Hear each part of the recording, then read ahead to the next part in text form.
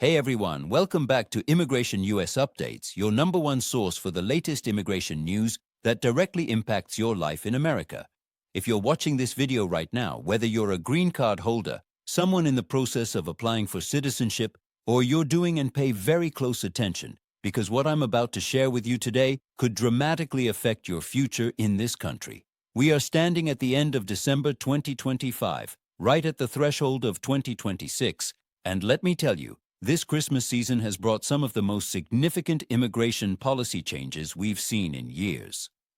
Of the most significant immigration policy changes we've seen in years. I'm talking about changes that are already in effect, changes that will impact millions of people, and if you're not aware of these updates, you could be caught completely off guard. So make sure you watch this video all the way to the end, hit that subscribe button, and turn on notifications, because US Visa Updates is committed to keeping you informed about every single development that matters to your immigration status. Now, before I dive into the 5 major updates that have just been announced, I want you to understand something very important. The immigration landscape in the United States is changing faster than it has in decades.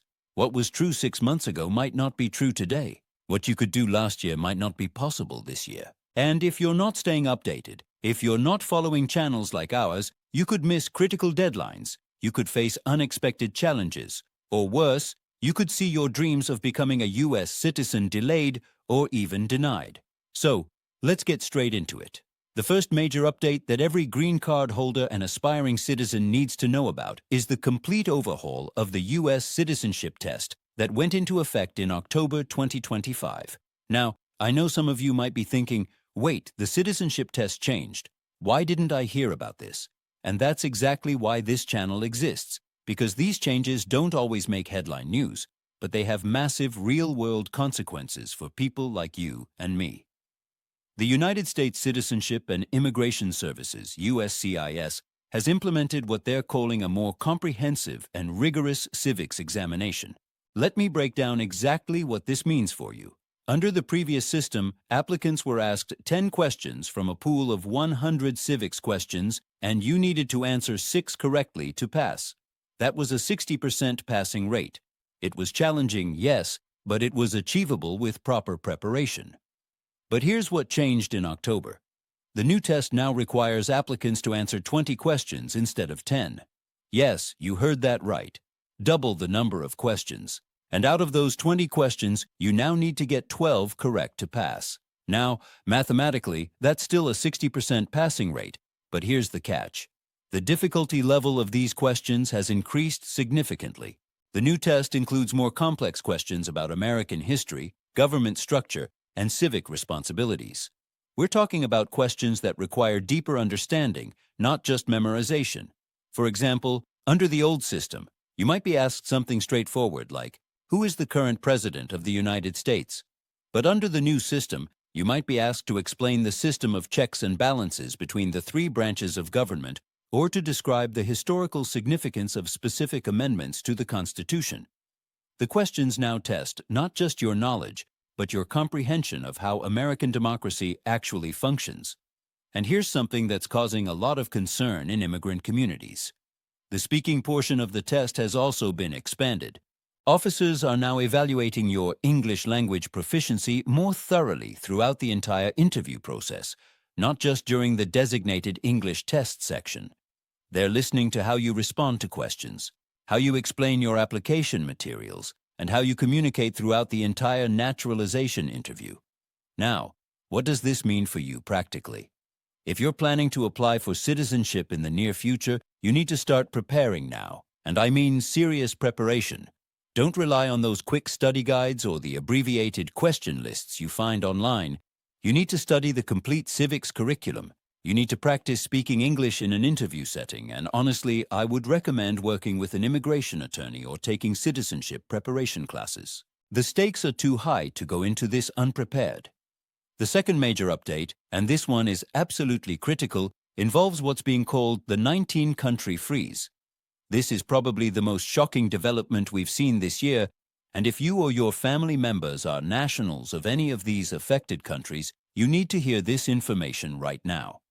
Affected countries, you need to hear this information right now.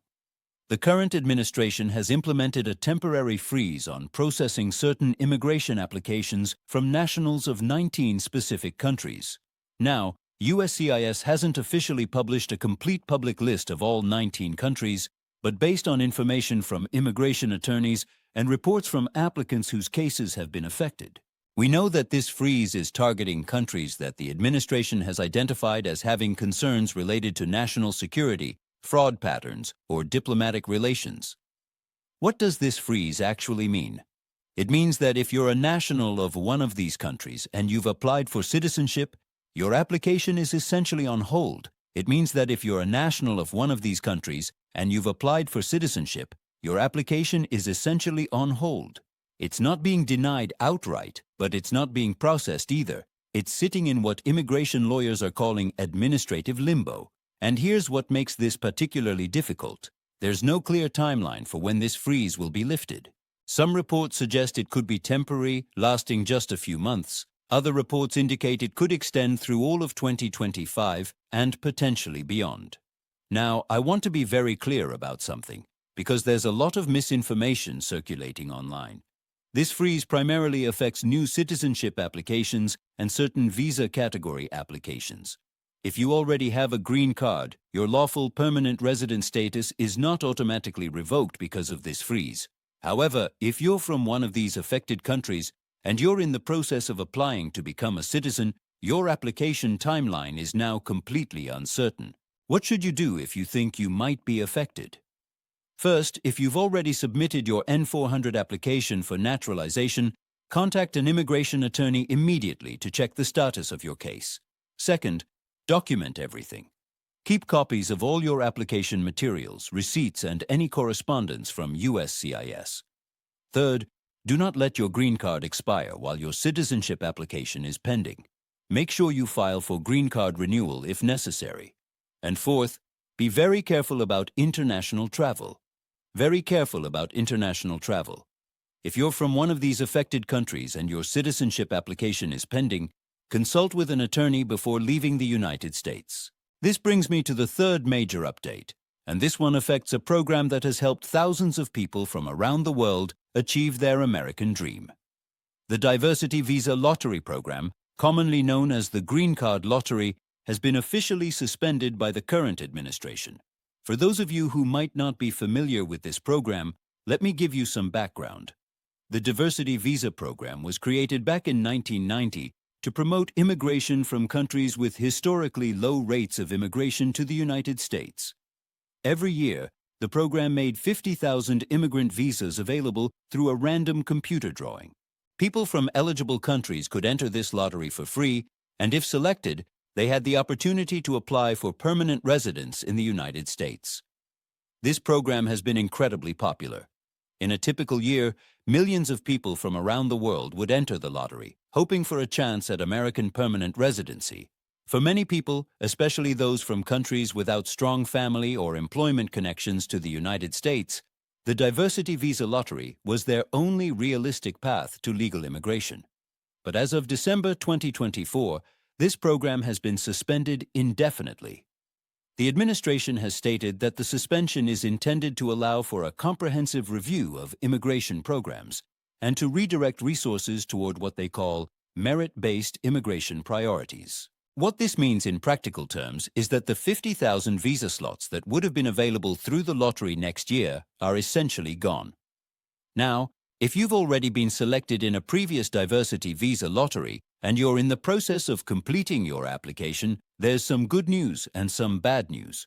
The good news is that if you were selected for the fiscal year 2025 diversity visa lottery and your case was already in process before the suspension, USCIS has indicated that those cases will continue to be processed. The bad news is that processing times may be significantly delayed, and there's uncertainty about whether future lottery cycles will ever resume. What are your alternatives if you were counting on the diversity visa lottery? You need to start exploring other immigration pathways immediately. This could include family-based immigration if you have relatives who are U.S. citizens or permanent residents. It could include employment-based immigration if you have skills or education that make you eligible for work visas. Or it could include investment-based immigration options like the EB-5 program, if you have significant financial resources. The fourth major update I need to tell you about is something that's causing significant concern among immigration attorneys and applicants alike. USCIS has launched what they're calling Operation Twin Shield, which they're describing as the agency's largest ever fraud investigation and enforcement operation. Now, let me explain what this actually means and why you should care even if you've done everything by the book. Operation Twin Shield is a massive initiative that involves increased scrutiny of immigration applications, enhanced background checks, more frequent requests for evidence, and what USCIS calls integrity interviews. The stated goal is to identify and prevent immigration fraud, including fraudulent marriages, fraudulent employment sponsorships, and false information on applications. But here's what's happening in practice. Even applicants with completely legitimate cases are experiencing significant delays. USCIS is issuing requests for evidence at much higher rates than before. These are official requests where USCIS asks you to provide additional documentation to prove the legitimacy of your application. And here's the thing, even if you've already provided substantial documentation with your initial application, you might receive an RFE asking for even more proof. For example, if you applied for a green card through marriage to a U.S. citizen, you might receive an RFE asking for additional evidence of your relationship, even if you already submitted wedding photos, joint bank account statements, and lease agreements. You might be asked to provide utility bills in both names, insurance documents, affidavits from friends and family, or evidence of shared financial responsibilities. Similarly, if you're applying for citizenship, you might be asked to provide additional documentation about your continuous residence, your physical presence in the United States, or your moral character. Some applicants are reporting that they're being asked to provide documentation going back 5 or even 10 years, including tax returns, employment records, travel records, and more. Additionally, as part of Operation Twin Shield, USCIS has dramatically increased the number of home visits and what they call field investigations. Starting in November 2025, USCIS officers have begun conducting unannounced visits to applicants' homes, particularly for marriage-based green card applications. These officers will show up at your residence, show their credentials, and ask to come inside to verify that you actually live there with your spouse.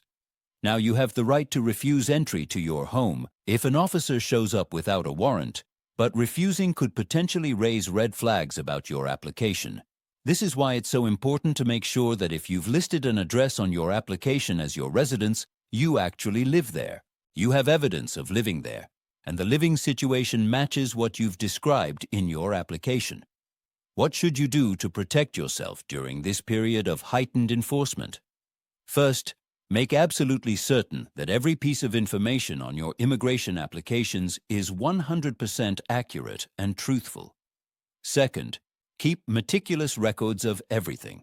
If you claim to live at a certain address, make sure you have utility bills, lease agreements, or mortgage documents to prove it. If you claim to be employed, keep pay stubs, tax returns, and employment verification letters. Third, if you receive an RFE, do not ignore it. These requests come with strict deadlines, and failing to respond adequately can result in your application being denied. Fourth, consider working with an experienced immigration attorney, especially if you receive an RFE or if you're called for an additional interview. The fifth and final major update I need to share with you today involves changes to what USCIS calls neighborhood investigations for naturalization applicants. This is a new procedure that started just last month, and it's something that every prospective citizen needs to understand. Here's how it works. When you apply for citizenship, USCIS has always conducted background checks, reviewed your application materials, and conducted an interview. But now, under this new neighborhood investigation protocol, USCIS officers are going beyond just interviewing you. They're actually going into the neighborhoods where you live and work, and they're interviewing your neighbors, your landlords, your employers, and other people who know you. These officers are asking questions like, how long have you known this person? Do they live at the address they claim to live at? Have you observed anything suspicious or concerning? Does this person speak English? Do they seem to be of good moral character? The goal, according to USCIS, is to verify that applicants are providing truthful information and that they meet the character requirements for naturalization. Now, this has created some controversy, and understandably so.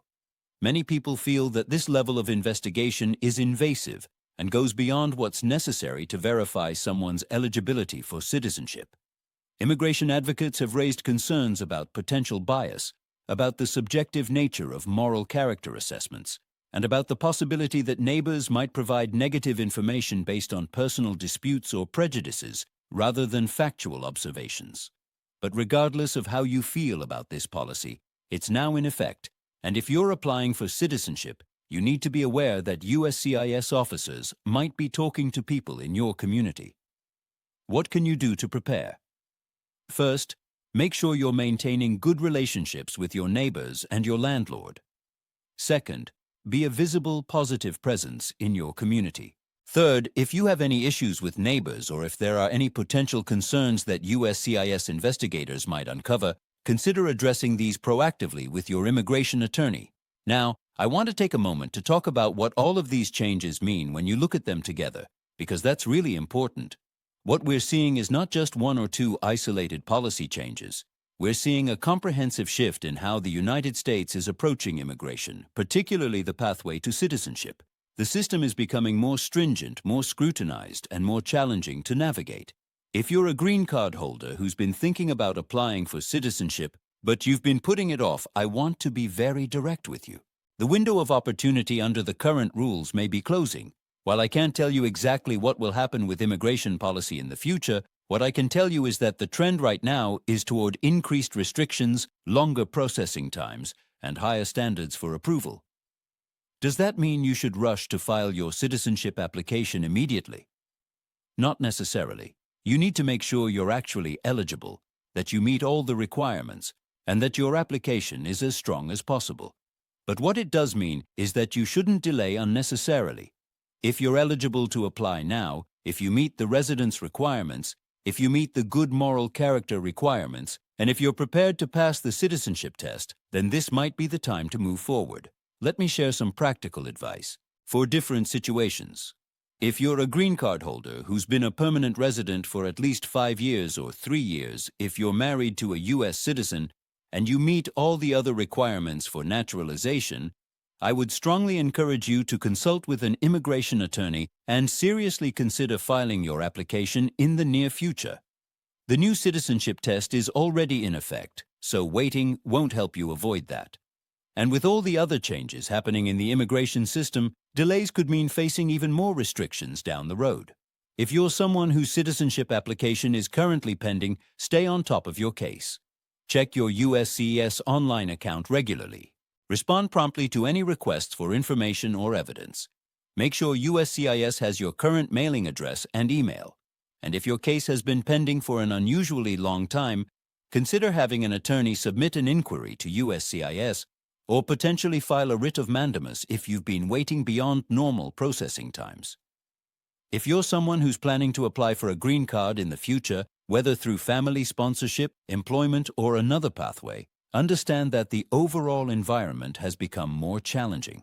That doesn't mean you shouldn't pursue your immigration goals, but it does mean you need to be more prepared, more patient, and more strategic. Prepared, more patient, and more strategic. Make sure your application is complete, accurate, and well documented. Consider working with a qualified immigration attorney rather than trying to navigate the process on your own. And if you're from one of the countries affected by the 19-country freeze, this is particularly important for you. You're facing additional challenges that other applicants aren't facing. You may need to wait longer. You may face more scrutiny. You may need to provide more documentation. But don't give up. Continue to maintain your legal status, document everything, and work with professionals who understand the specific challenges affecting nationals of your country. I also want to address something that I've seen in the comments on previous videos, and that's fear and anxiety about what all these changes mean. I understand that if you're in the middle of your immigration journey, if you're working toward your dream of becoming a U.S. citizen, these kinds of policy changes can be incredibly stressful. You might be worried about whether your application will be approved, whether the rules will change again before your case is decided, or whether all your efforts and investments will ultimately be successful. Here's what I want you to know. Yes, the immigration system is challenging right now. Yes, the rules are changing. Yes, the process is challenging right now. Yes, the rules are changing. Yes, the process is becoming more difficult. But people are still successfully immigrating to the United States every single day. People are still getting their green cards approved. People are still becoming naturalized citizens. The path might be harder than it was a few years ago, but it's not impossible. Might be harder than it was a few years ago, but it's not impossible. The key is to stay informed, to be prepared, to be patient, and to not make critical mistakes that could jeopardize your case. That's why channels like US Visa Updates exist. That's why we're here, breaking down these complex policy changes and helping you understand exactly what they mean for your specific situation. Before I wrap up this video, I want to give you some concrete action steps based on everything we've discussed today. Number 1, if you're planning to apply for citizenship, start preparing for the new, more difficult citizenship test right now. Don't wait until you've filed your application. Begin studying the civics questions and practicing your English skills today. Number 2, make absolutely certain that all the information you've provided to USCIS is accurate and current. If you've moved, file a change of address. If your phone number has changed, update it. If any information on your application is outdated or incorrect, take steps to correct it. 3. Start gathering documentation now, even before you receive any requests from USCIS. Get your tax returns in order. Collect proof of residence. Gather employment verification. Assemble evidence of good moral character. Having all of this ready will make it much easier to respond quickly if you receive an RFE. Number 4, consider scheduling a consultation with an immigration attorney, especially if your case has any complicating factors. Number 5, join communities of other immigrants going through the same process. Share experiences, ask questions, and support each other. As we head into 2025, the immigration landscape is clearly shifting. These Christmas season announcements are just the latest in a series of changes that are reshaping the path to American citizenship and permanent residence. But remember, you're not alone in this journey. Millions of people are navigating this same system. Resources are available, support is available, and information is available right here on Immigration US Updates. If you found this video helpful, please hit that like button. It really helps us reach more people who need this information. Make sure you subscribe to Immigration US Updates because we're going to continue bringing you breaking news and detailed analysis of every immigration policy change that affects your life. Turn on notifications so you don't miss any updates. And please, share this video with anyone you know who's going through the immigration process. This information is too important to keep to yourself. Drop a comment below and let me know where you are in your immigration journey. Are you a green card holder planning to apply for citizenship? Is your citizenship application currently pending? Are you affected by any of these new policies? I read every comment and your experiences help inform the content we create for this channel. Thank you so much for watching us Visa Updates. Stay informed, stay prepared, and I'll see you in the next video with more breaking immigration news. Until then, take care and good luck with your immigration journey.